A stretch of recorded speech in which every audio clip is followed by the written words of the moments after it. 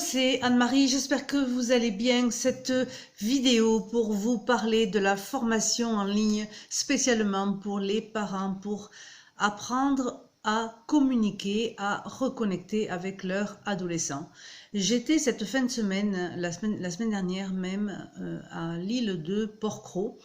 J'étais un week-end pour me reposer de ce mois de mai et de ce mois de juin qui ont été intenses, et j'ai assisté sur la plage ainsi que d'autres parents à une altercation entre un papa et sa fille qui devait avoir une quinzaine d'années. Donc ça a commencé sur la plage où le père invectivait sa fille, c'est-à-dire lui criait dessus. Mais ce qui était surprenant, c'est que ça a duré d'ailleurs une bonne partie de l'après-midi, en tout cas à des épisodes réguliers. Et nous étions là, nous les parents, les enfants, qui tentions de faire une sieste et de se reposer sous les cigales et le soleil à regarder cette mer magnifique de l'île de Porquerolles et de Méditerranée.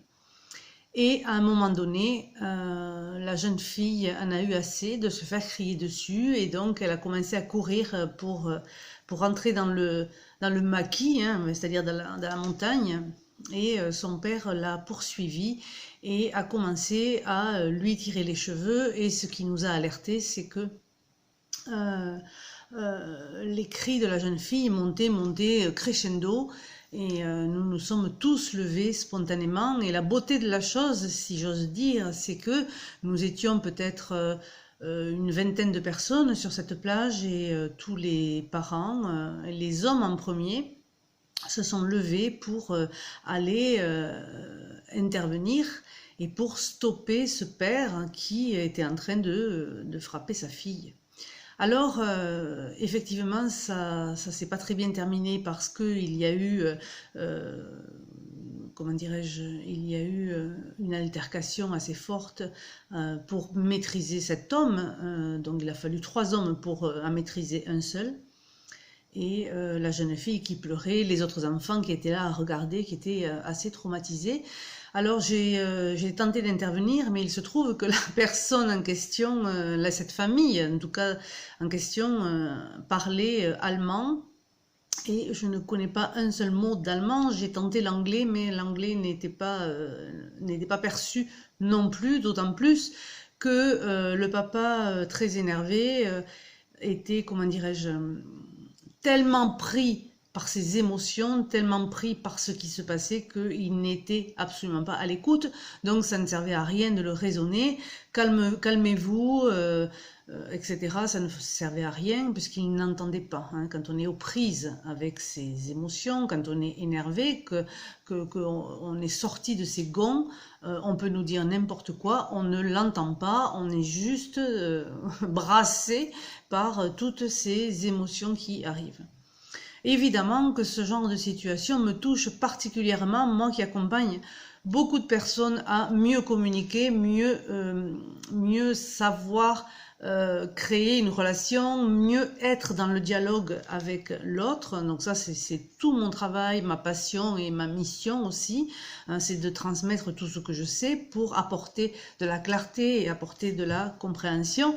Et quand j'assiste à ce genre de scène, évidemment, je ne peux être que touchée, d'une part parce que je suis une maman et que je vois donc un parent qui s'en prend à son enfant, et ça me paraît intolérable, même si je comprends l'origine du problème. Je sais pourquoi.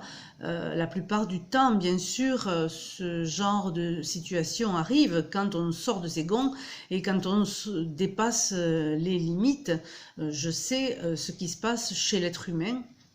Donc là, je comprenais tout à fait ce qui devait se passer dans cette famille pour que ce père, ce jour-là, ce dimanche après-midi, en arrive à cette situation insupportable.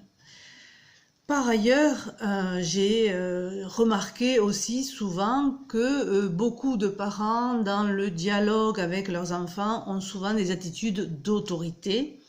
Et non pas qu'il ne faut pas poser un cadre à ses enfants, bien entendu que le cadre est nécessaire, la fermeté est nécessaire, mais certainement pas l'autorité.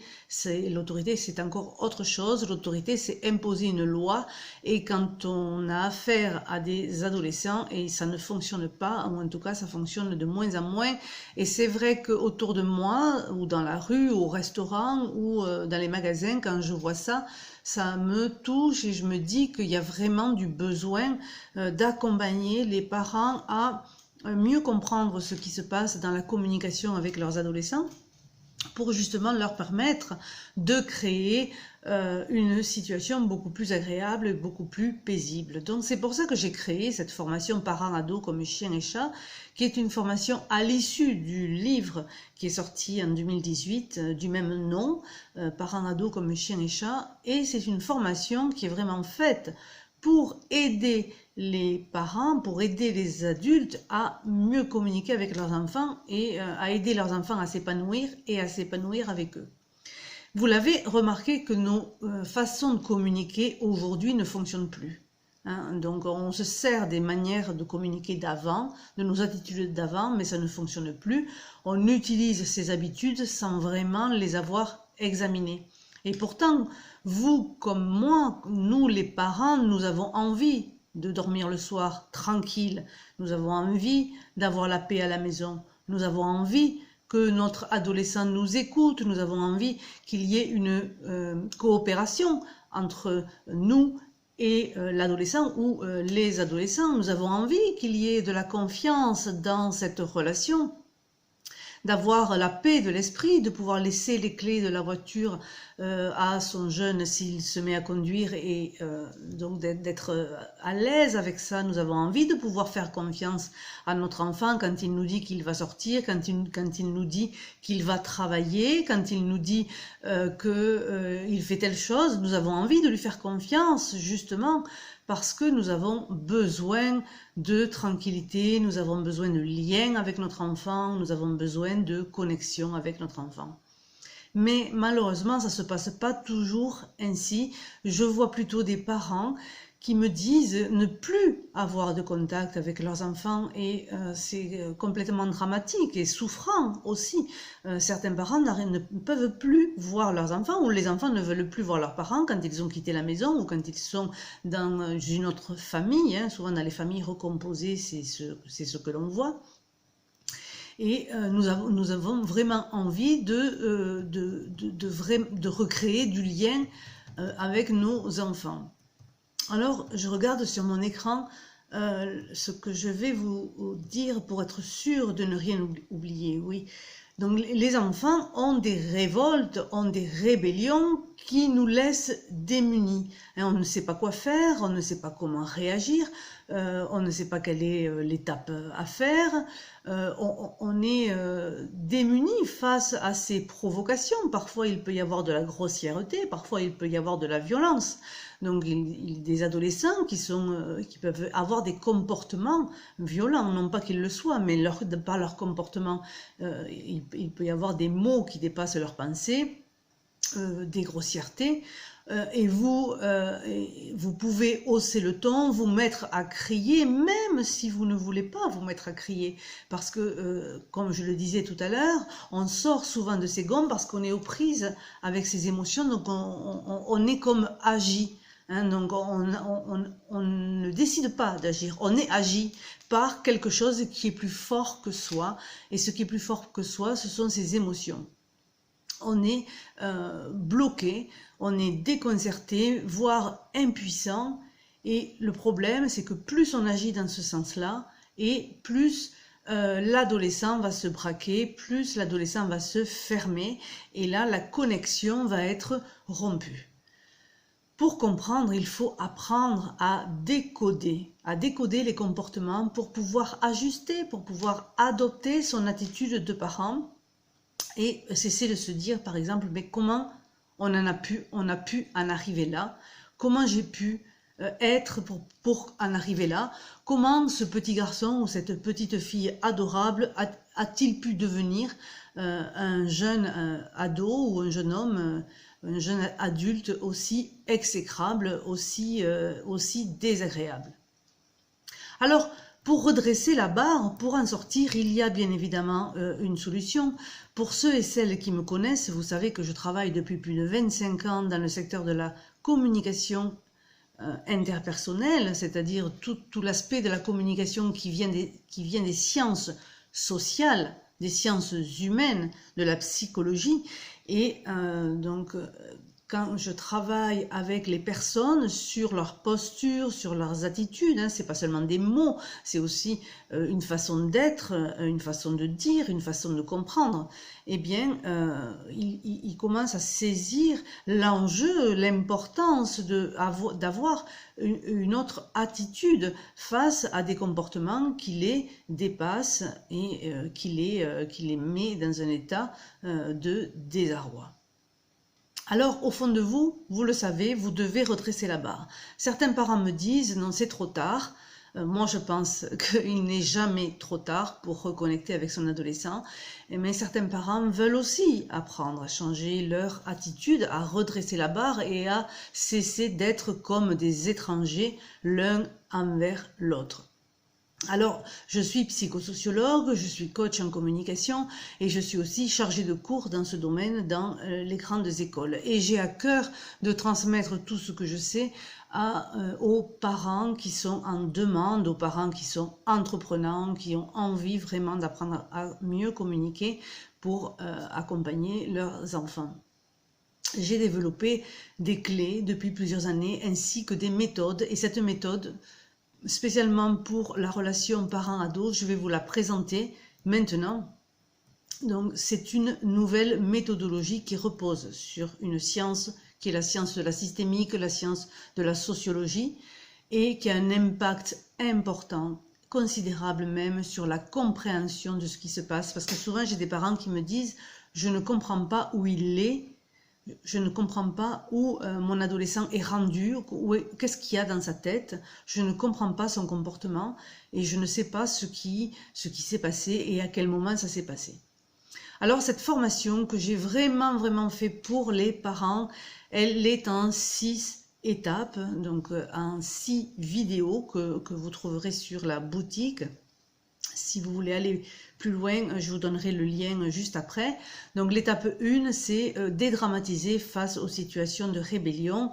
Donc quand l'adolescent se met à être en résistance, se met à être en rébellion, eh bien je vais vous apprendre là justement à connaître l'origine de la rébellion, à savoir pourquoi vous en êtes arrivé là et à dédramatiser, c'est-à-dire à prendre du recul par rapport à cette situation parce que bien évidemment, c'est le recul, c'est avoir de la distance par rapport à une situation compliquée qui va vous permettre de trouver des solutions pour pouvoir réamorcer un dialogue, mais un dialogue beaucoup plus profond, beaucoup plus constructif, beaucoup plus riche et surtout un dialogue de confiance. Dans l'étape 2, il sera question des pièges de la communication. Et oui, nous tombons tous, et j'y suis tombée aussi, dans des pièges de la communication, c'est-à-dire des façons de dire, des façons de faire qui nous ont entraînés dans des impasses, dans des ornières et qui a bloqué toute forme de dialogue. Donc dans ce module 2, vous comprendrez pourquoi vos adolescents ont fait ce qu'ils ont fait, pourquoi vous avez agi comme vous avez agi, et vous apprendrez aussi à voir les effets négatifs de ces pièges-là dans votre relation avec votre adolescent. Dans l'étape 3, ce sera vraiment du pratico-pratique. Quand la dispute arrive, qu'est-ce qu'on fait? Quand l'émotion est là, qu'est-ce qu'on fait? Comment on réagit quand il y a l'orage qui est là et comment on s'y prend? Eh bien, je vous montrerai comment éviter l'escalade de la dispute, pour éviter que finalement ça devienne de plus en plus important. Je vous donnerai le mode d'emploi et les expressions surtout à ne pas utiliser dans ce genre de cas pour éviter justement cette escalade. Et vous saurez comment faire face à la frustration que vous ressentez et face aussi à la colère que vous vivez ou l'agacement ou même la tristesse. Dans l'étape 4, je vous apprendrai la méthode qui me paraît indispensable pour écouter votre adolescent et être écouté de lui et surtout être compris de lui. on croit souvent à tort que on écoute son adolescent ou que l'adolescent nous écoute. Eh bien, c'est souvent pas le cas. C'est-à-dire que vous dites quelque chose à votre ado et puis il va faire autre chose. Vous pensez avoir été compris, mais pas du tout. Lui pense que vous l'avez compris et ce n'est probablement pas le cas. Donc connaître les besoins de votre adolescent qui changent au fil du temps, connaître vos propres besoins, ouvrir ce dialogue quand il est bloqué, cette méthode vous permettra de vous mettre en reconnexion, en dialogue avec votre adolescent. Dans l'étape 5, il sera question de s'exprimer de la bonne façon. C'est-à-dire de parler à votre adolescent sans qu'il ait l'impression que vous lui faites la morale. Parce que pour nos jeunes, c'est insupportable d'avoir en permanence des personnes qui leur font la morale. Tu devrais faire ceci, et tu devrais faire cela, et je te l'avais dit, et si tu avais fait comme ça, etc. etc. Donc il y a des formes de dialogue qui ne passent pas et qui renforcent la résistance, donc qui renforcent la rébellion. Donc dans cette étape 5, vous allez expérimenter le renforcement positif et vous allez trouver les bons mots pour dialoguer avec lui et pour avoir l'impact, l'impact que vous désirez tant, hein, c'est-à-dire retrouver votre adolescent parce que vous l'avez un peu perdu, vous voulez le retrouver. Vous voulez retrouver un dialogue qui soit le plus authentique possible, le plus vrai possible. Et ça, vous l'apprendrez dans l'étape 5. Et enfin, dans l'étape 6, je vous montrerai comment maintenir un climat paisible et au quotidien dans le temps. Parce que oui, c'est tout à fait possible. Mais pour cela, il va falloir installer les bases d'une nouvelle communication. Il va falloir s'entraîner à de simples gestes ou à des mots qui vont créer des réponses positives chez votre adolescent. C'est-à-dire que la manière dont vous allez parler va avoir un impact positif et vous allez voir que la conversation, que le dialogue va s'ouvrir et que vous allez pouvoir mieux vous rencontrer. Vous apprendrez la méthode pour jouer collectif. Jouer collectif, c'est être ensemble, c'est vraiment se sentir en coopération, en cohésion avec votre ou vos adolescents afin que la famille, même si c'est une famille monoparentale ou une famille recomposée ou une famille classique, eh bien vous allez pouvoir renforcer au sein même de la famille le lien familial, le lien parental et probablement aussi le lien dans la fratrie si les enfants entre eux se disputent assez souvent. Alors, cette formation, c'est une formation qui dure environ 1h30 de cours. Et de cours, c'est-à-dire que je vais vous donner des explications et de la compréhension sur ce qui se passe, avec à chaque fois des petits exercices que vous aurez à faire. Il y a des livrets qui sont donnés avec cette formation, avec ces modules. Donc ce sont des vidéos qui sont courtes, hein, autour de 15 minutes, mais que chaque vidéo va détailler une étape bien précise du processus. C'est une méthode en fait, c'est un processus et cette méthode qui, mise en place petit à petit, tous les jours, va vous permettre de rétablir une vraie communication avec votre ado. Alors, est-ce que vous êtes prêts? Est-ce que vous êtes prêts à vous changer, ou en tout cas à changer? Ce ne sont pas des grands changements, mais ce sont des micro-changements, des petits changements au fil du temps, un peu tous les jours, et vous allez vous apercevoir, si vous faites ça régulièrement, vous allez vous apercevoir qu'au bout de quelques semaines, il y a la transformation qui va se produire. Alors certains parents, c'est très rapide, ça va dépendre de la situation, bien entendu, hein, parce qu'il y a des situations qui sont complexes, d'autres qui sont plus simples. Donc selon la situation, en quelques semaines, vous pouvez tout à fait régler le problème et repartir dans le bon sens pour pouvoir vraiment reconnecter avec votre adolescent. Alors, pour vous procurer la formation, il faut tout simplement aller sur la boutique annemariebarreiro.com à la rubrique ressources pour parents et ça s'appelle formation parents-ados comme chien et chat. Souvent, certains parents me disent la crise va passer, ça passera avec l'âge, etc., etc. Bien entendu, ils ont raison, la crise passe avec l'âge, mais ce qu'il va rester, ce sont des traces au fil du temps. Et un jour, quand le jeune adulte a quitté la maison, eh bien, si la relation n'est pas suffisamment solide, c'est là que les parents peuvent perdre le contact avec leurs enfants. C'est là que les enfants se sentent obligés d'aller voir les parents parce que la relation n'est pas suffisamment fluide, suffisamment authentique et suffisamment agréable. Et moi, ce que je vous propose justement, c'est de créer ou de recréer ou de renforcer le lien de confiance avec vos enfants parce que j'en suis sûre, pour 9 parents sur 10, le plus important dans leur vie, c'est la relation avec leurs enfants. C'est une relation qui soit sereine, qui soit pacifiée, où il y a la paix à la maison, mais aussi la paix dans la relation sur le long terme, c'est-à-dire tout le temps.